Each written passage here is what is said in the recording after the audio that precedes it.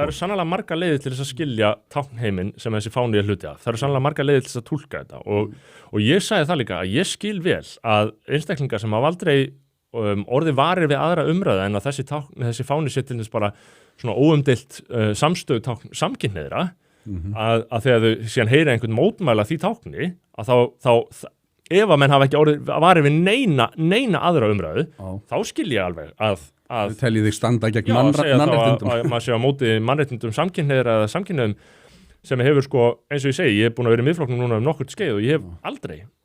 rætt við neitt í Miðflokknum sem stendur gegn réttindum samkynhneigðra eða jöfnum rétti þeirra fyrir lögum eða bara fullri virðingu fyrir öllum óháð slíkum þáttum. Ég hef ekki hitt hann mann sko. Umræðan varð alveg undirlögð að þið vildu skerða réttindi samkynhneigðra og stæðu gegn mannréttindum. Og það var sérstök, það var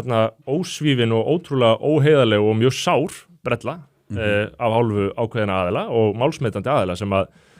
leiðu sér að ljúga því. Og ég hugsaði alveg svona, maður er ekki dramatískur í þessu, ég veit alveg að pólitík er hörð sko og fólk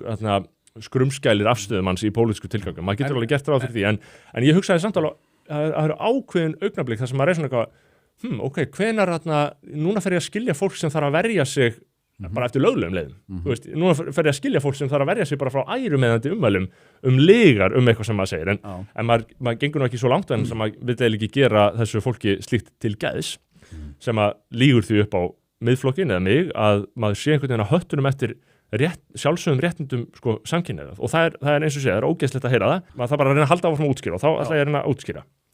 af því að ég er að tala þegar ég kem inn í þennan skóla og spyr ég Ingu út í þetta og ég spyr einmitt út í þetta tákn, akkur þetta tákn allstaðar þessi regnboga og transfáni sem að inniber nú margvíslega pólitíska merkingu eins og er alveg augljóst, ég menn þú sér ekkert einhverja íhaldsama hægri menn flagga þessu tákni þú getur alveg gefið að þetta er svona frjálslynd vinstri tákn, en það er ekki kjarni málsins, af því að kjarni málsins er það sem þú varst að segja líka, er að þetta er bara táknum svona samstöðu kannski skólasamfélagsins með jaðarsettum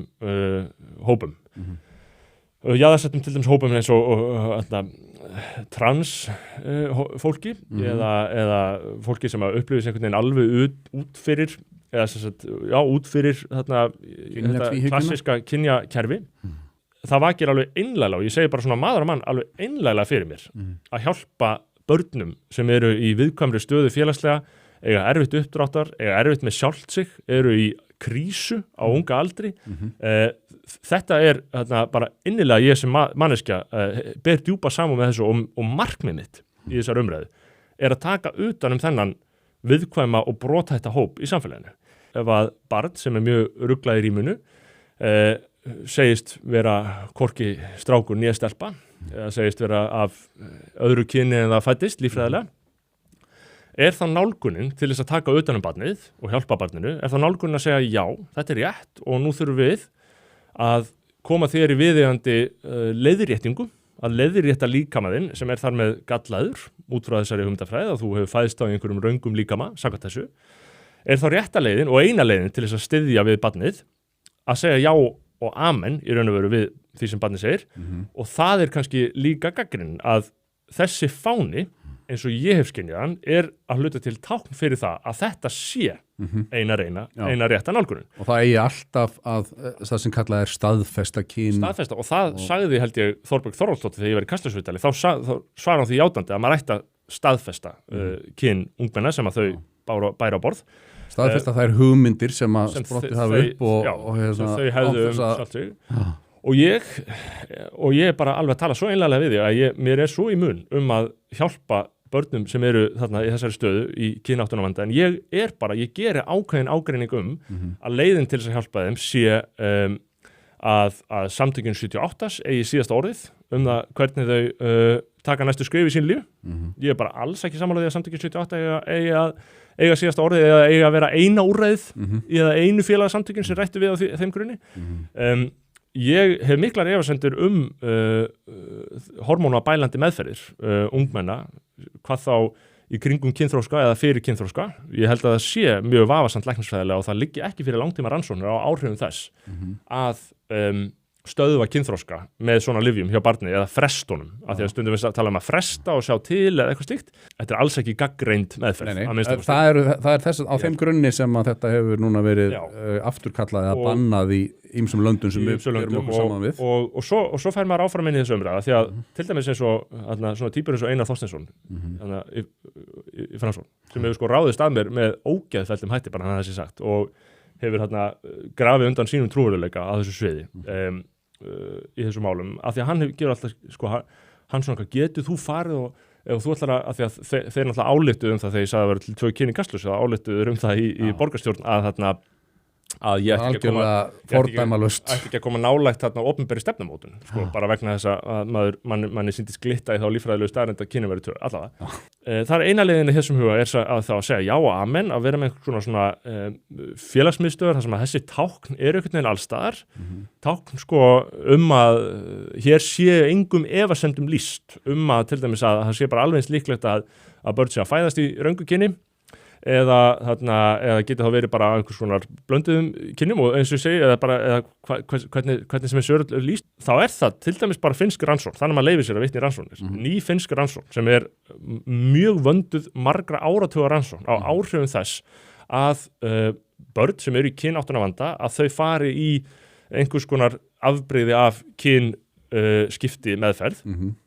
eða að þau fái að staðfesta nýja kynið eða hvernig sem það er,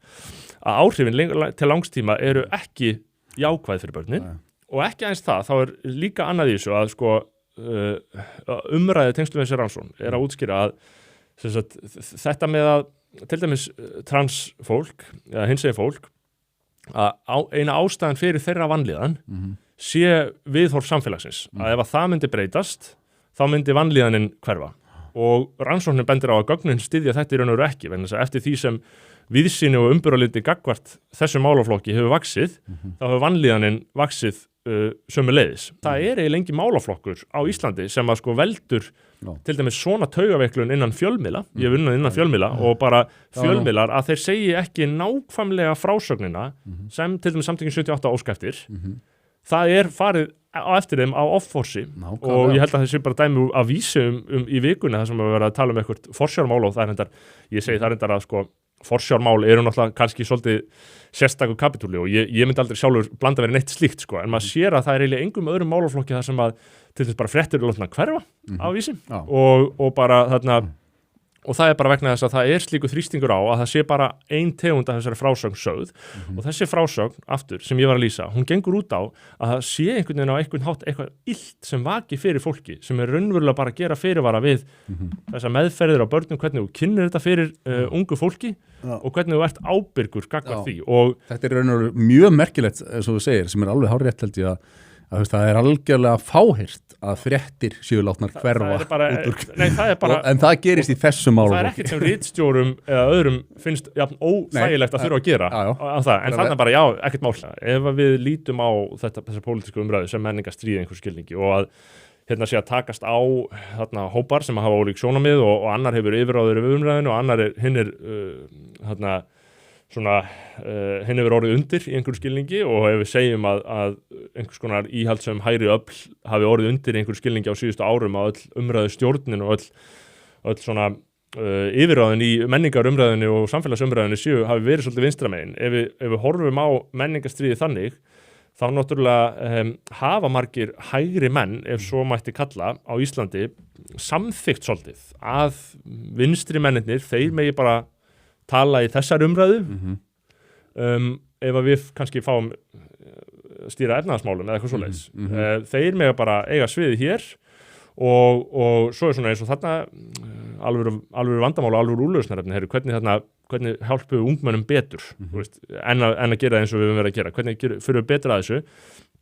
Ok, segjum að þessi umræða sem hægri menn vilja taka en þá eru þau samt svona, nei, kannski að vinstrimennir eru að segja að þeir eru ekki alveg tilbúinir í þessa umræðu, kannski við eigum bara að bíða með hana þangað þeir eru tilbúinu, þá vonandi finnum við sameiginlega lausn, sko, þannig að þeir svona vilja hlýða vinstrinu, menningarlega vinstrinu í einhverju skilningi, ef maður kallar þetta hægri og vinstri, það er alltaf svolítið erfið stimpla, sko, eða woke og ekki woke, eða hvernig svona lýsir því, sko, þannig að þetta er mjög ríkt í mörgum hægrimönnum og maður heyri það svona, ég er alveg sammálaður en þú veist, er þetta góðu tími til að taka þessa umræðu, þannig ef ekki bara frekar að vera svona, þú veist, og það er að koma kosningar, ef ekki að vera þarna rólegir, og kannski taktískt, kannski það einhvern veginn rétt, en ég hef ákveðna tilfinningu sem er oft, kannski einhverju finnst yfirgengileg fyrir því bara nei, ég bara verði miður að. En þetta, ég hef heyrt þetta er náttúrulega bara, þú veist, það sem fólk segir, sko, að þetta er ekki, góðu tími til þess að taka þessu umræðu og það er sko, ef þú skoðar þetta fólk og skoðar hvernig þau hafa nálgast máli gegnum tíðina, þá kemur tíminn aldrei, sko. Nei, kemur aldrei. það er svona skrítið tíma. Eitt ég veit alveg að margir blaðamenn eru í grunninn pólitískir aktivistar og það er bara veruleiki lífsins, sko. Það verður alltaf þannig og blaðamennska þannig vettvangur að þangað sækja pólitískir aktivistar. En hitt er sko hvað stór miðill með ritstjórn gerir og hversu mikið hann leyfir þessum aktivistum að sko misbeita miðlinum sem á að hafa ákveðin trúverðuleika í þá sinna eigin pólitísku markmiða sem ég veit ekki eins og hvort það séu pólitísku markmið eigenda eða ritstjórnar eða eitthvað slíks. Hversu mikið slíku er leyft að viðgangast og hvenær það fer verulega að grafa undan trúverðuleika þessara miðla, verulega. Að maður treysti bara ekki að menn séu að vinna þarna af heilum hugu gangur til að afla frétta og segja almenningi frá fréttum. En það er svo sem önnur saga sem að bara ritstjórar vísis verða að gera upp við sjálfa sig. Það hefur verið mjög einkennandi fyrir alla umræðu bara alla pólitík eins og okkar sem að snýst ákveðin svona grunngildi í tengslu við svona þjóðernis hugsunina og samheldni þjóðar og innflytjendastefnu að eiginlega allt í vestrætti pólitík sem að lítur að þessum þáttum og er kannski með svona einarða afstöðu á þessu sviði að frjálslynda almenna umræðan sem kannski fer fram á vettvangi þessar almennu fjölmiðla, félagasamtaka, skólakerfis og svona þessi meginstraumur sjónarmiða að markmiðið með umræðinu þar er iðulega og hefur verið í gegnum áratugina er iðulega með einum eða öðrum hætti að búa til einhvers konar svona pólitískt samhengi, umræðu samhengi, þar sem að þessi sjónarmið, þjóðerniskendin, varðstaðan íslenska þjóðernið í raun og þessu tilviki, grundvallar breyting á innflytjendamálum og svo framvegis umræðin í meginströmmnum og tækin sem þeir hafa gengur öll út á að gera þetta tortryggilegt, það er einhver skrítin öfgasamtök í gangi og bara til þess hugtæki öfgar sko. Ég skilgreini öfga mjög skýrt og ég leggst gegn pólitískum öfgum alveg innilega og ég held að það sé engin staður á Íslandi fyrir pólitískar öfgar sem er til þess bara eins og ég skilgreini öfga að mörgu leyti að í grunninn er bara að vera tilbúin að beita ofbeldi til þess að ná pólitískum markmiðum. Það eru öfgar fyrir mér. Það er ekki öfgar að deila það hversu margir innflytjendur eigi að koma til landsins á hverju ári. En málið er að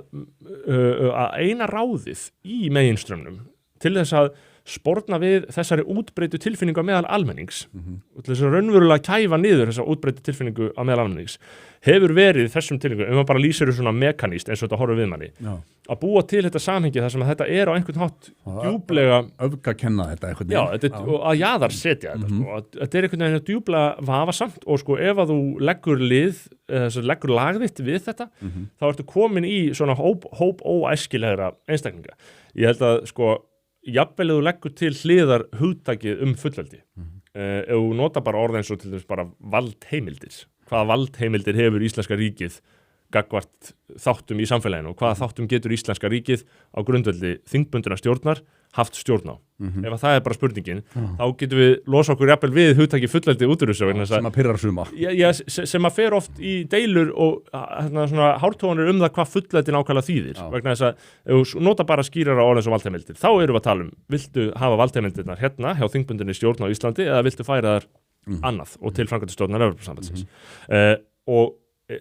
út frá mínu skilningi á fullveldi þá skerðir þau fullveldið þitt með því að færa þessa valdheimildir úr landi. Það er minn skilningur og svo geta aðrir sagt að þú jafnvel eflir fullveldið þitt með því og þá geta þeir bara komast að þeirri niðurstöðu en það er minn skilningur á hugtakinu þó að ég til einföldunar á umræðinu séu bara fínt að nota stundum önnur orð. Hverju ráðu við yfir hér á Íslandi? grundvallar atvinnugreinum landbúnað og sjávarútvegi. Það algjörlega augljóst að ef þú ferð inn í Evrópusambandið þá missirðu grundvallar stjórn á því. Þá fer sú stjórn í hendur framkvæmdastjórnar Evrópusambandsins og þá grundvallar ákvörðunum þeirra þjóða og þeirra þjóða sem mega sín hvað mest þar inni, ekki okkar. Þó að margir vilji halda kannski að með því að við förum hann inn þá fáum við þetta margumtalað sæti við borðið. En það segja margir en þú veist, þá bara so be it, sko, þó að við þurfum að gefa frá okkur einhverja valdheimildir og svo framvegis að þá er það þannig að við höfum ekki ráði við efnahagsmálin hér á Íslandi og það bitnar verst á vinnandi fólki, ungu fólki sem er að koma þak yfir höfuðið, við þurfum að borga íbúðunar okkar margfalt, við getum ekki fengið eðlileg lán eins og allir nágrannar okkar í Skandinavíu fá og svo framvegis, þannig að sá fórnarkostnaður að gefa frá sér einhverja valdheimildir, hann er bara temmilegur með það að með því að ganga í Evrópusambandið og fá evru, að þá fáum við loksins stöðugt efnahagslíf og mannsamandi lánakjör gagnvart íbúðakaupendum og svo framvegis. Já, þarna eru að vinna með mjög stórar grundvallarspurningar hagsmuni almennings. Sko, til að byrja með gagnvart þessar spurningar, þá myndi ég segja sko að jafnvel, ef þessir útreikningar allir væru réttir, að þessi kjör myndu snarbatna, jafnvel ef þetta væri allt hárrétt og það væri bara hægt að ganga þessu vísu, að við færum bara inn, húsnæðisvandinn er leystur, matvælaverðmyndið rjúka niður, vaxtakostnaður fyrirtækja bara hverfa eins og dag fyrir sólu, jafnvel ef þessar grillur væru á rökum reistar, þá myndi ég engu að síður áskilja mér fullan rétt og telja mína fullu skyldu til þess að ræða þó hina þættina sem ég tel ekki veiga minni, sem eru fullveldið, sjálfstæðið og yfirráð alþingis yfir málefnum Íslendinga.